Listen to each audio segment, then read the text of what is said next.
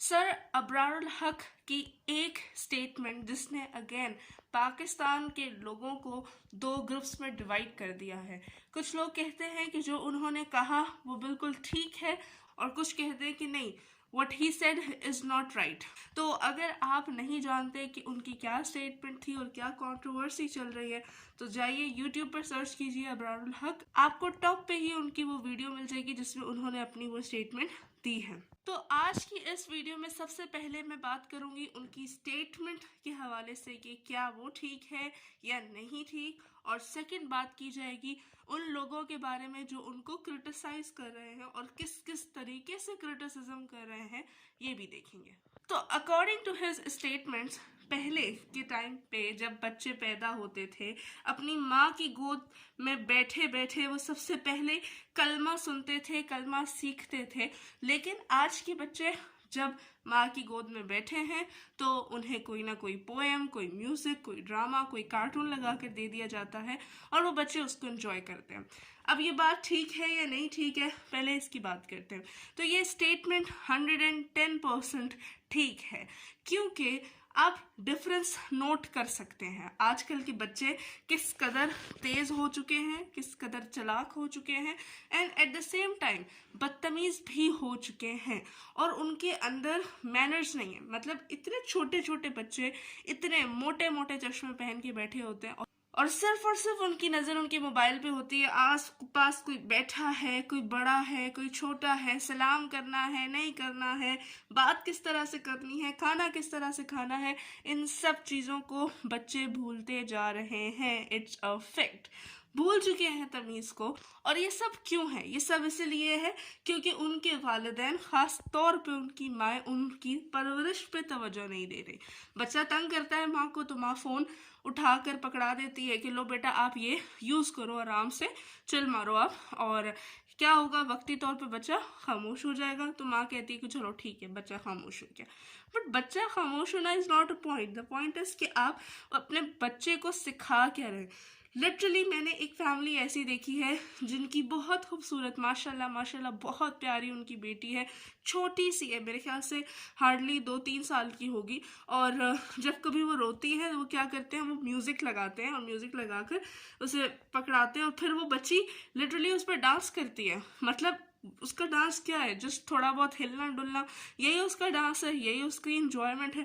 लेकिन उसके पेरेंट्स उसको इनकरेज करते हैं, ओ वाओ डांस करिए हमारी baby, but it's nothing about saying wow. बात यह है कि यही बच्चे होते हैं जो म्यूजिक और इस तरह की चीज़ों के साथ जब बड़े होते हैं तो बड़े होकर अगर वो टिकटॉकर्स बन जाए या स्नैक वीडियो क्रिएटर्स बन जाए तो फिर हम उन्हें भी क्रिटिसाइज करते हैं, हमें वो भी गलत लगता है। यही बच्चे होते हैं अगर कल को अगर उनकी ड्रेसिंग सही नहीं होती, उनका लहजा सही नहीं होता, उनके अंदर तमीज़ नहीं होती तो फिर हम ही होते हैं जो उनको क्रिटिसाइज भी करते हैं। तो आज अगर उनके पेरेंट्स को क्रिटिसाइज किया जा रहा है ये हम लोगों को गलत लग रहा है, और कल को अगर वही बच्चे उठ के कुछ गलत करते हैं तो उन बच्चों को क्रिटिसाइज किया जाता है।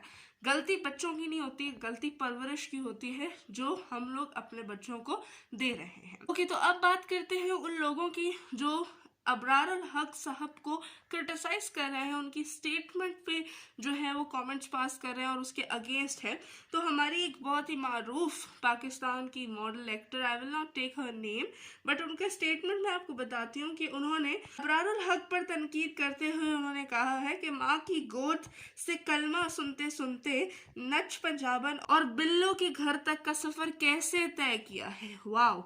अब अगर आपको नहीं पता, मतलब मोस्टली लोगों को पता ही होगा कि अबरारुल हक सिंगर हैं और ये जिन जिन दो चीज़ों का उन्होंने जिक्र किया है, ये इस मॉडल ने जिक्र किया है, ये बेसिकली उन्हीं के सॉन्ग्स हैं।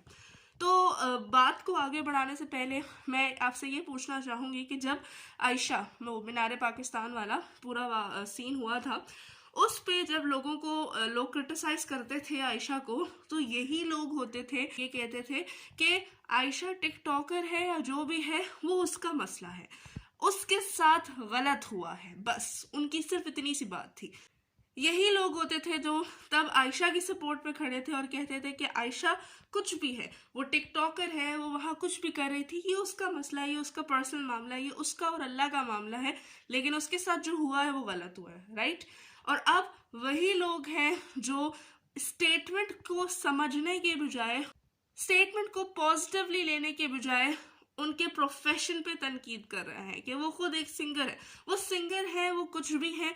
अब आप ऐसा क्यों नहीं कहते कि वो उनका और अल्लाह का मामला है, लेकिन जो स्टेटमेंट उन्होंने कही है वो बिल्कुल ठीक है। अगर आपने सिर्फ इतना ही करना है कि उसके हाथ में मोबाइल पकड़ाना है और कहना है लो बेबी आप पोएम सुनो, लो बेबी आप कार्टून्स देखो, तो हरगिज आपका बच्चा सीख नहीं पाएगा। पहले के बच्चे और अब के बच्चे जमीन और आसमान का फर्क है, and it's a bitter fact कि अब के बच्चे बिगड़ते जा रहे हैं।